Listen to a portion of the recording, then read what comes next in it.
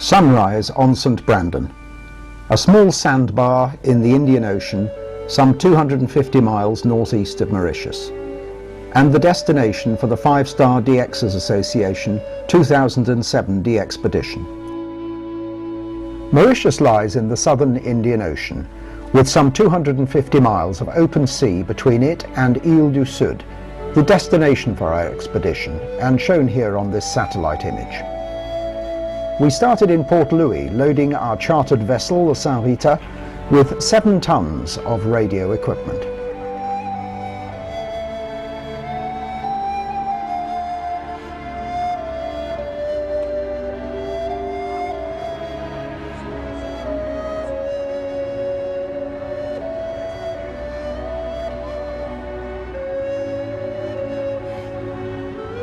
Everything was loaded on board and lowered into the hold for safekeeping during our transit to Île du Sud. Before we left Port Louis, Neville, G3NUG, presented Chris Talbot, the owner of the Saint Rita, with an expedition t-shirt, and Chris in turn gave the captain some final briefing. Then, with the harbour pilot on board, we edged our way out of Port Louis harbour.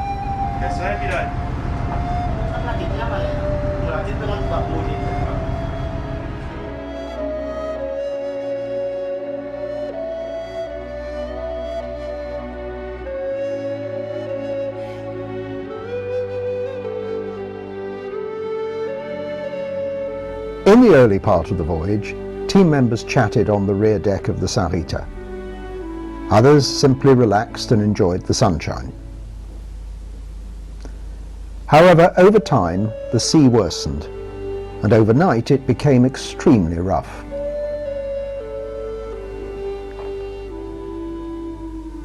Then later the following day, some excitement on the bridge of the Saint Rita, and there it was, the destination we'd planned for the last 2 years.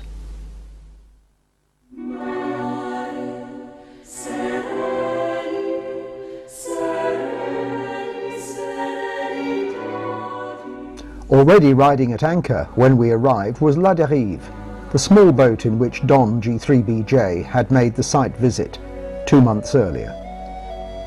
Then the team landed, quickly put up their tents, and prepared for work the following day.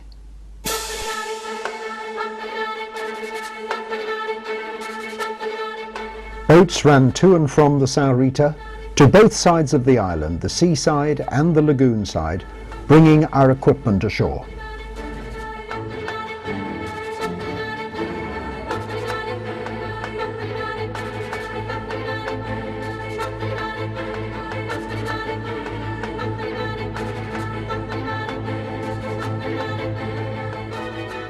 Meanwhile, the captain called the Coast Guard to explain why we hadn't reported to Raphael Island, which would have involved an additional round trip of 8 hours. Then the pieces for the antennas were laid out on the beach, and the masts began to take shape, each with a gin pole to pull it up to its height of 40 feet. The Titan X verticals were carefully pre-assembled.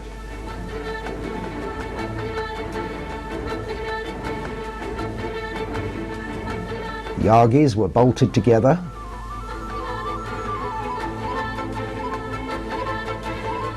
and then the antennas began to go up, one of the elements of the 40-metre foursquare, the 4-element 17-metre Yagi,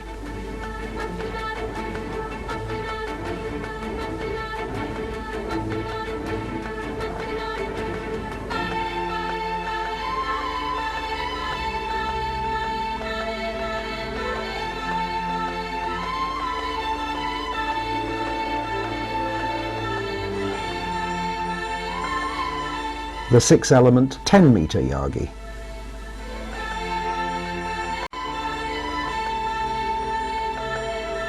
and the 4-element 12-metre Yagi, being erected at dawn.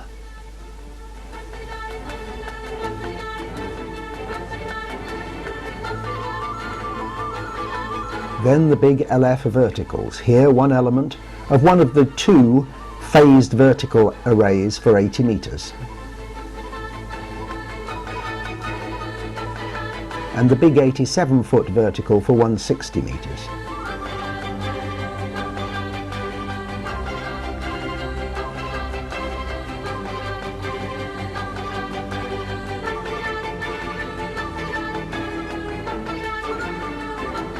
Meanwhile, the on-island team had been building a garage for our generators to protect them from the sun and the rain.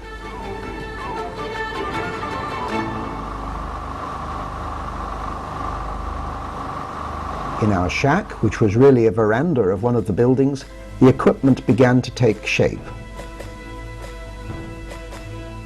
And Eric K3NA began to configure the STAR software for our logging programs. And inevitably, there was that last-minute bit of soldering.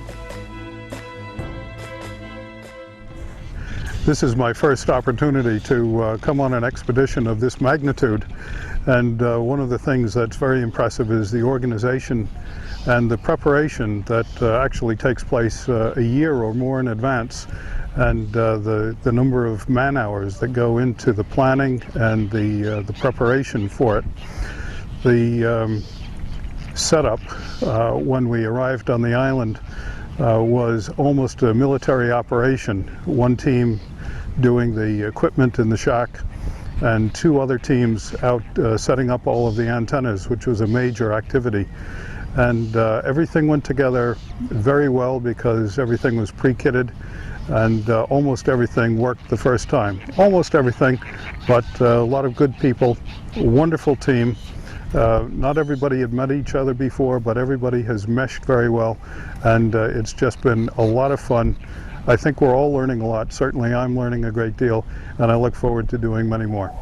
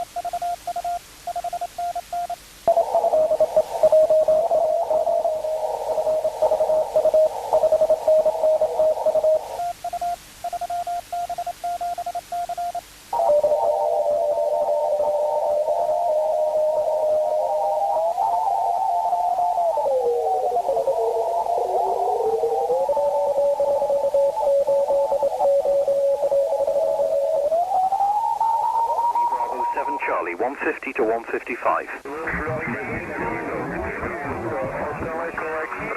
The Florida 8, you're 5'9". Okay, stand by please, the Foxtrot 8, go ahead. Mexico, Canada. Go to Mexico, Canada. Stand by Mexico, Canada, the Foxtrot 8, go ahead. Florida 8, Bravo, Bravo Lima, Bravo, Bravo Lima. Roger, Florida 8, Bravo Lima, you're 5'9". Whiskey 9, Japan, America. Echo X3. Thank you very much, 73. QRZ from 3 Bravo 7 Charlie, 150, 150.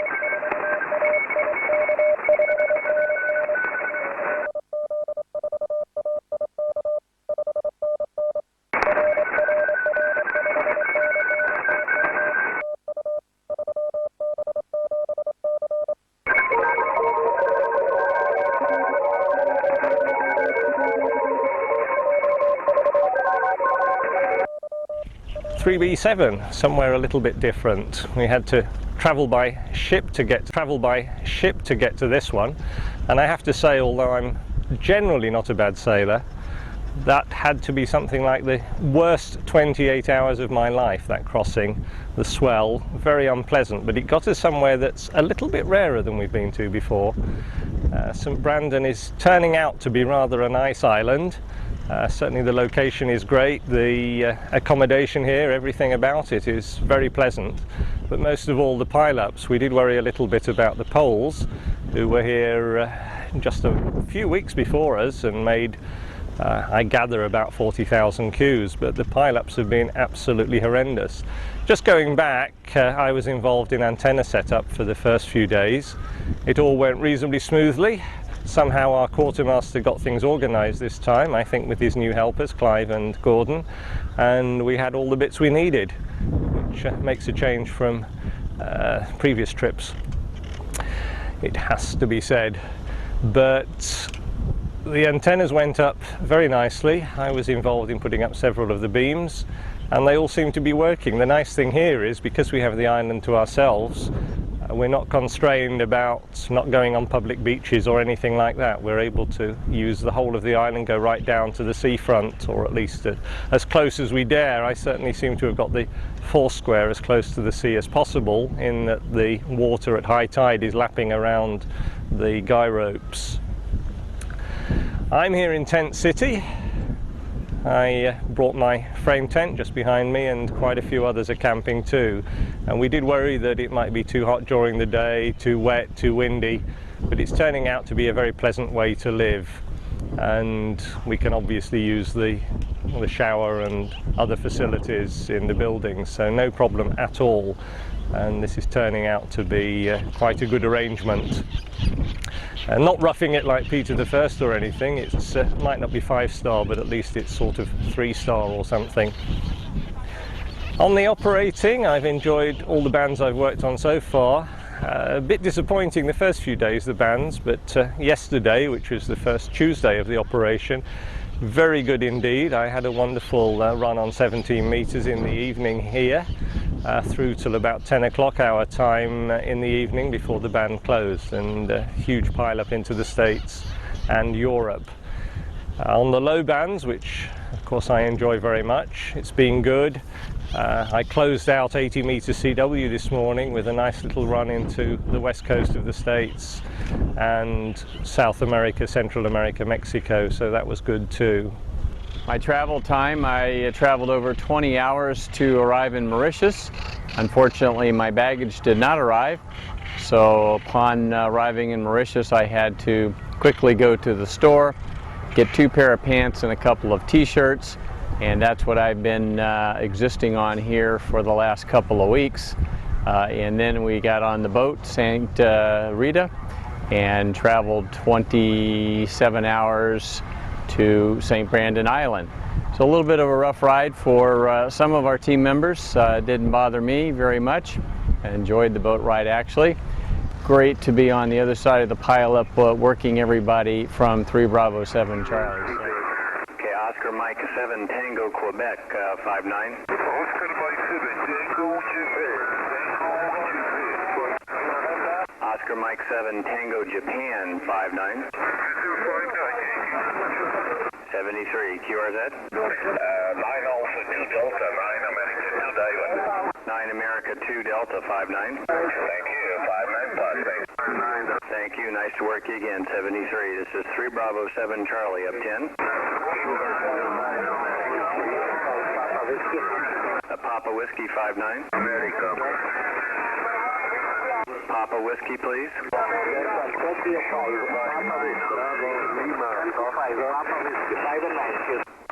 Roger, I've got Tango 5 Papa Whiskey. I need your prefix. Uniform.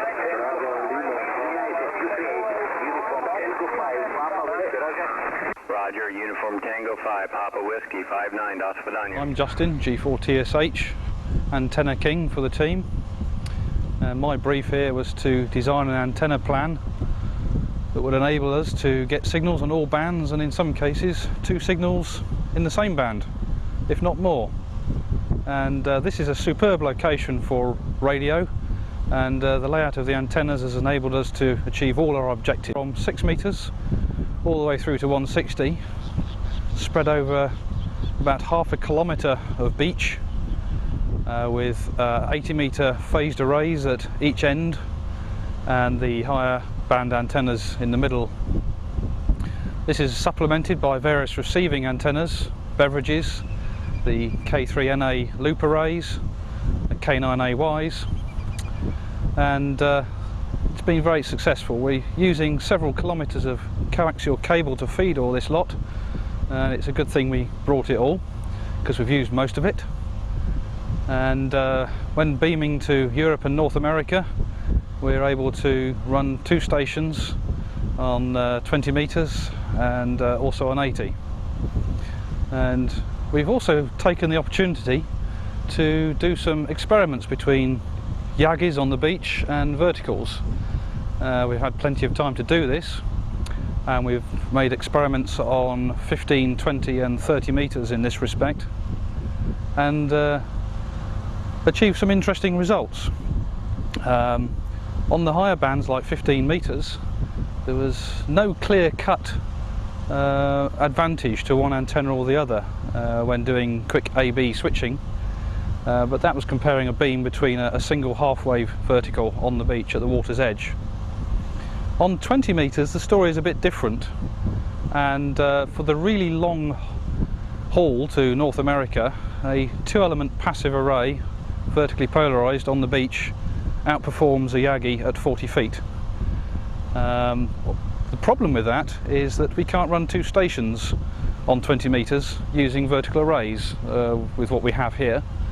So when the band is fully open, we use 2 3-element beams spaced approximately 300 to 400 metres apart, and you can't hear the other station until you're within 10 kilohertz of it. But when the band is opening and closing, there is a distinct advantage to North America with the vertical array. With the slightly shorter haul into Europe, it's 6 of one, half a dozen of the other, and certainly on 15 metres it was more of a QSB issue, and maybe some sort of diversity reception would have been helpful. On 30 metres we're finding that the vertical array is certainly better than a 2-element beam at 40 feet, and the only issue there is keeping its signal out of some of the other bands. You do need a lot more separation if you want to run 2 stations on the band. I'm one of the team members who chose to camp. I decided it would be interesting to rough it on a desert island for 3 weeks, and it's been quite an interesting experience. It's continuously windy here, and getting sleep in a tent which is flapping around in a 20 to 30 mile an hour breeze all night is a challenge, and earplugs are essential for that task. But on the whole it's not been too bad. There aren't too many hazardous creatures around apart from the occasional low-flying bird, but there are ticks on the island which can give you a very nasty bite if you're unlucky.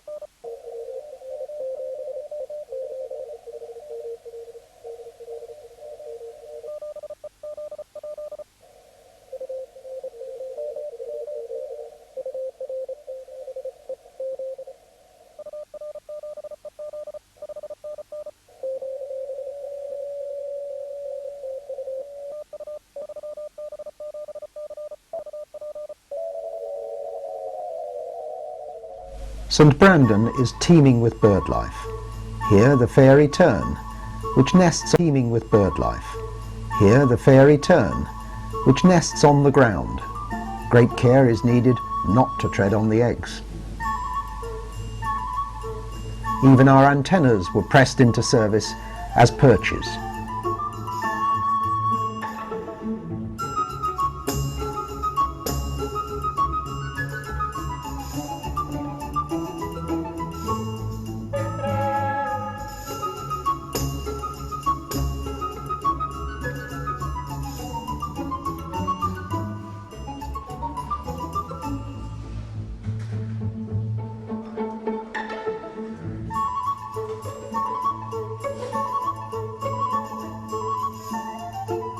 and the lesser noddy, which tends to nest in the scrub around the island.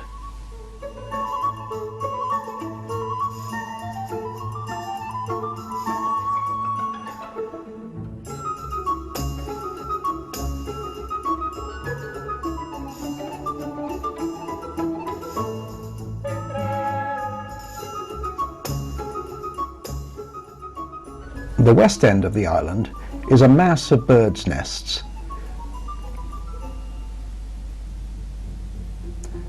And from the west end there's a good view of Point Requin, the most southerly point of the St. Brandon chain, whilst about a mile out to sea the breakers churn continually against the coral reef.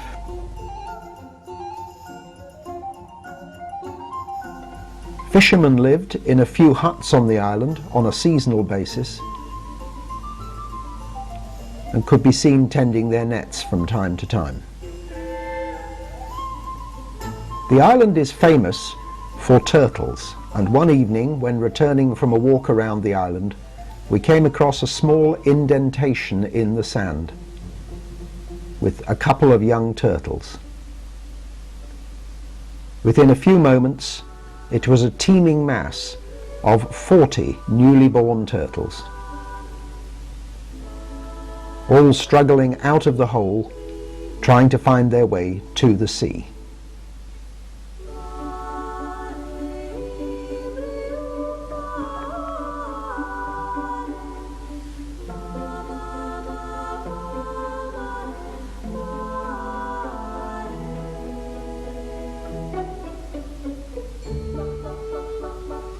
A few of them misguidedly found their way into the bungalows and had to be carefully rerouted towards the water.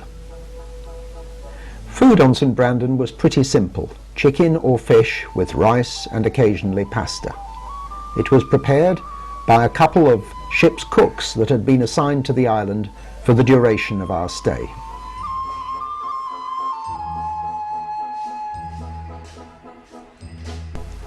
Meals were taken by the team in 2 shifts, just before and just after an operating shift changeover.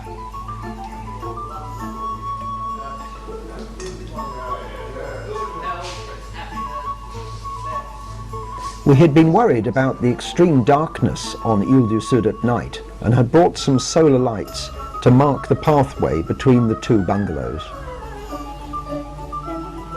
At night they created a dim flare path which was helpful in finding our way around, and from outside the shack we got a good view of the operating position in the darkness.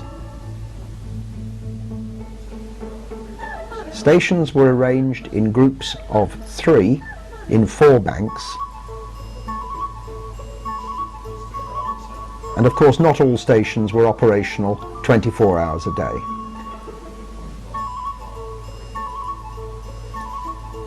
But whoever said this was wireless?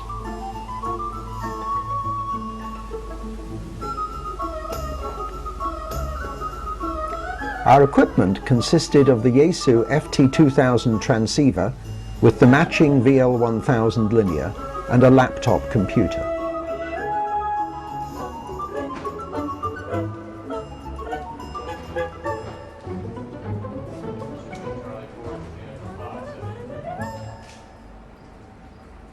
We took great care to try to avoid mutual interference between stations, with use of bandpass and low-pass filters both before and after the linear amplifiers.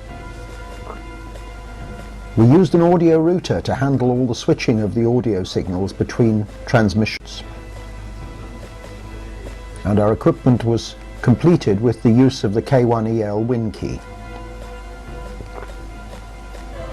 We tried to avoid any difficulties at shift changeover, with careful instructions to team members on what to check before beginning to operate.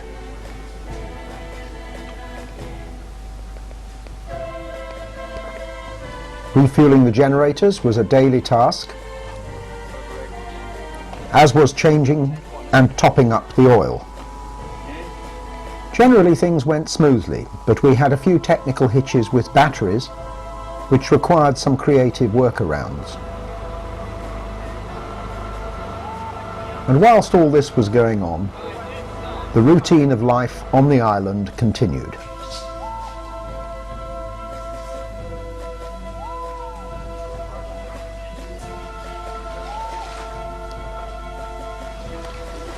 This is what it is like to be on a DXpedition. It's a hard life, but someone has to do it. Even the team leader had to do his washing.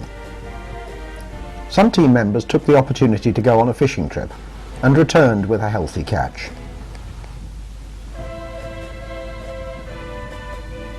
The capitaine, the local fish,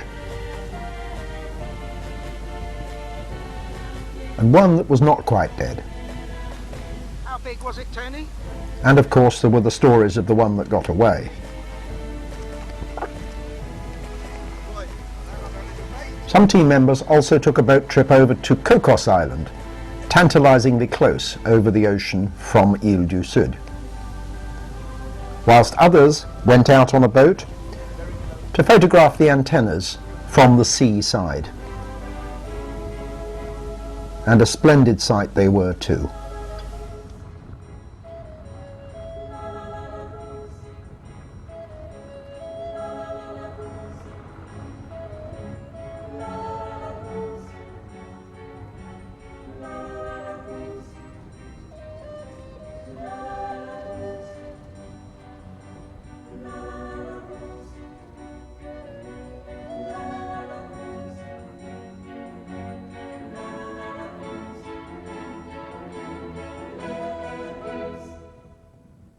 Each day, after lunch, we held a team meeting for those not operating to review progress of the expedition.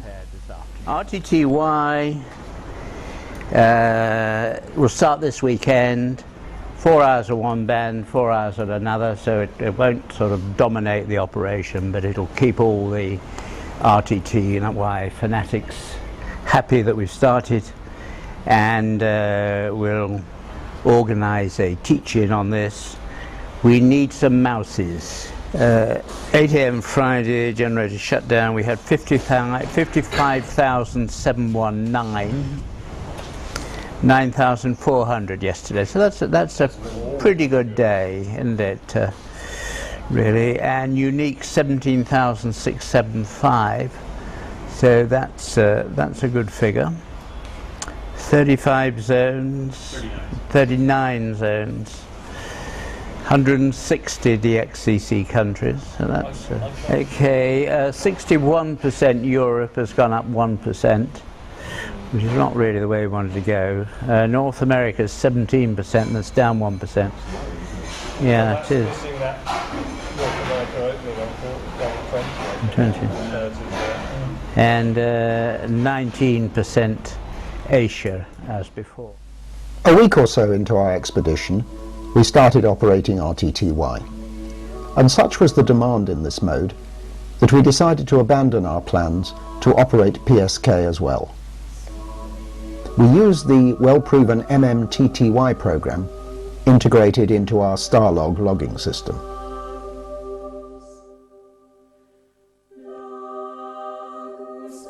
Prior to our expedition, we had carefully analysed propagation, and we kept a daily record of the actual propagation to compare with our predictions. We were particularly keen to exploit the edge openings on each band. In the dining room, we posted a lot of information for the team, from basic information about meal times, through the operating schedule,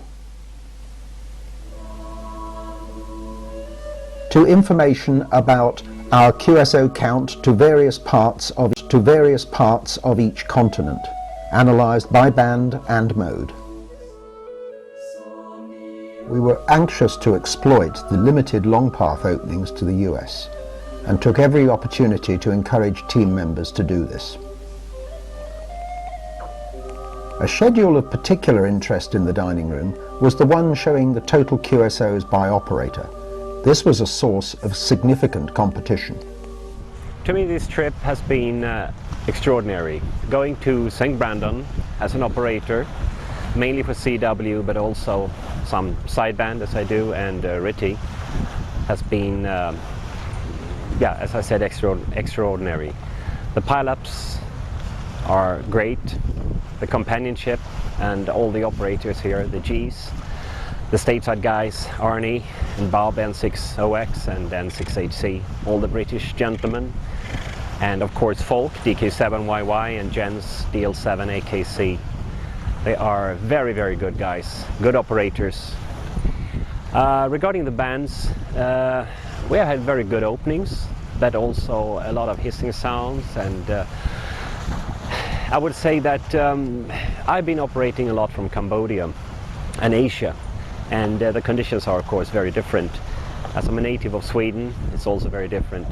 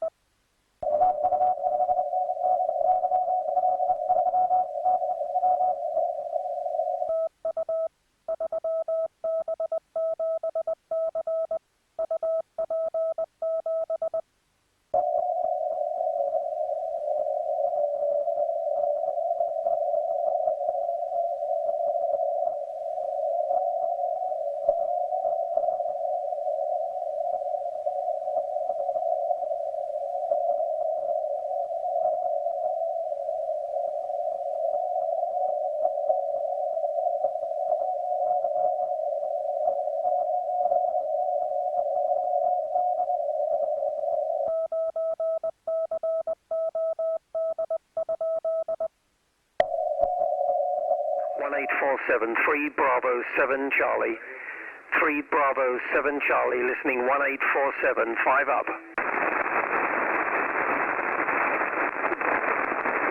United Americas 3 Tango Charlie, Japan. Uniform Alpha 3 Tango Charlie, Japan, you're 5 and 959, over. Thank you very much, you said a good signal, 5 and 7 with you. Thank you, bye-bye. Thanks very much. 73, 3 Bravo 7 Charlie, listening 1847, 1847. As exciting as 160 metres was, it couldn't always keep our operators awake, nor indeed could 6 metres.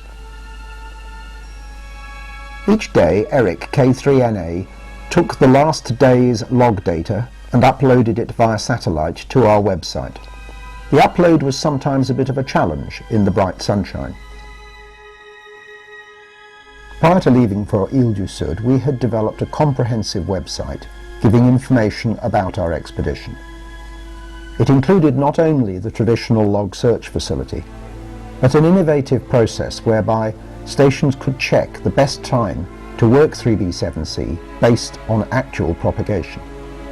Judging by the usage statistics, this was a popular site.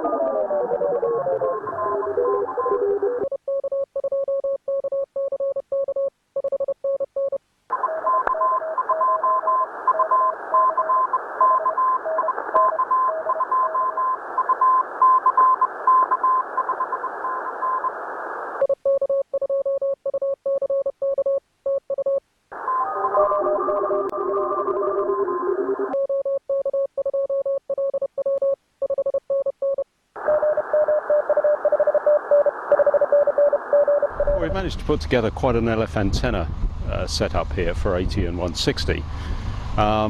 For transmit on 160 we've got an 87-foot Titan X vertical, and that's right down by the beach. 80 meters we've got 2 antennas because we're running CW and sideband concurrently, and they're both phased antennas that are reversible, so they're beaming broadly north to capture Europe and North America and JA off the side. As every LFer knows, receive is the issue. and we've had quite a lot of static, which we expected. The way we've coped with that is we've got a K9AY for 160, a K9AY that is shared between the two 80-metre stations, and then we have a beverage that is on North America and Europe, and another beverage that's on JA. And we were quite concerned about whether the beverages would work. We've put the feed points at one beach, and they run right across the island to the termination, which is on the other beach, and they work. There's no doubt they're performing better than we thought. Each beverage is split between all three of the LF stations, that is the 160 and the two 80-metre stations. And then finally, we've got a receiving loop, 3 loops phased together for 160, which seems to have a slightly narrower beam width, and that was just in case the beverages didn't work. In terms of what it's like on the LF bands, well, you know, the static is the issue. We've had very good reports of our transmit signal, and in most cases we can hear the mush of a pile-up underneath the static, and it's quite frustrating at times trying to pull that through. We started off on CW on 160, and after about the first week we've gone now to doing SSB on the hour every hour, and that's proving quite popular. 80 has done some good stuff long path, and I think we can say that both the transmit and the receive antennas are working. From my own personal point of view, I've never had pile-ups like this before. You just can't imagine what they're like, and it's an absolute thrill. The team had decided that on reaching 100,000 QSOs, we would have a loud shirt evening, and that's exactly what we did.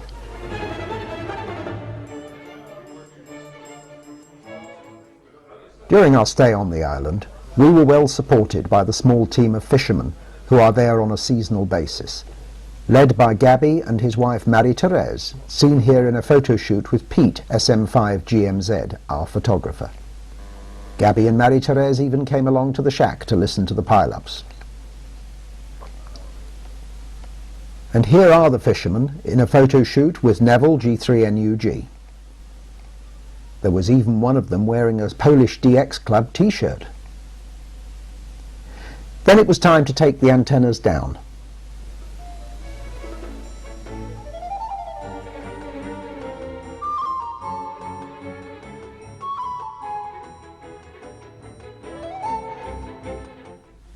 Roll up the coax and prepare everything for transshipment to the Sarita, which by this time had arrived and was lying at anchor just off the island.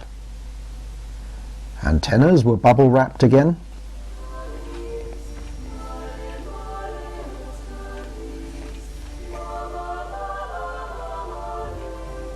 And the generators were carefully transported down to the edge of the water and lifted into the boat. Quite a task, as each weighs about 175 kilograms.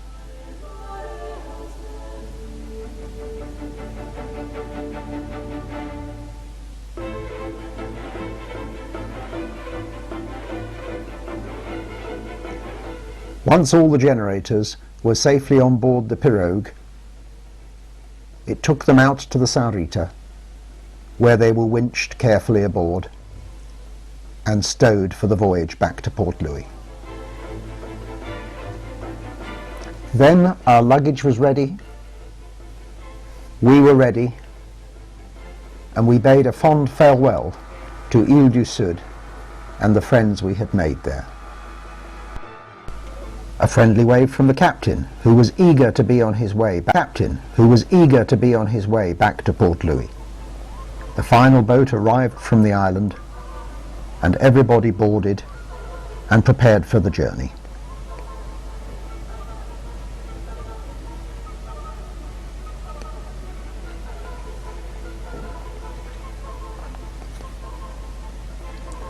A final wave to Gabby as he took the pirogue back to the island, and we were ready to go.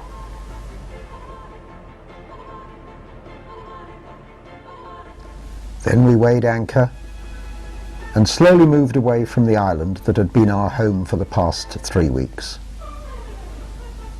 The sea was deceptively calm, and team members enjoyed a few hours on deck on the Sarita in the sunshine. But this was not to last long, and overnight the sea became extremely rough.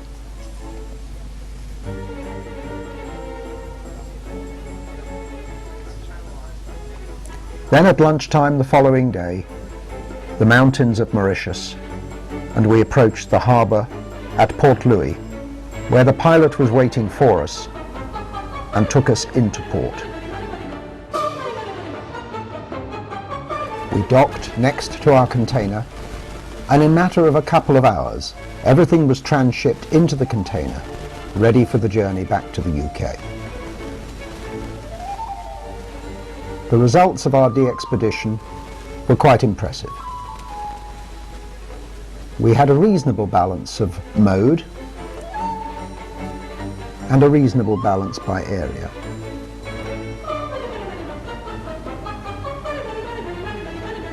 We thank our principal sponsor, Yesu, our major sponsors, our many corporate sponsors and club sponsors.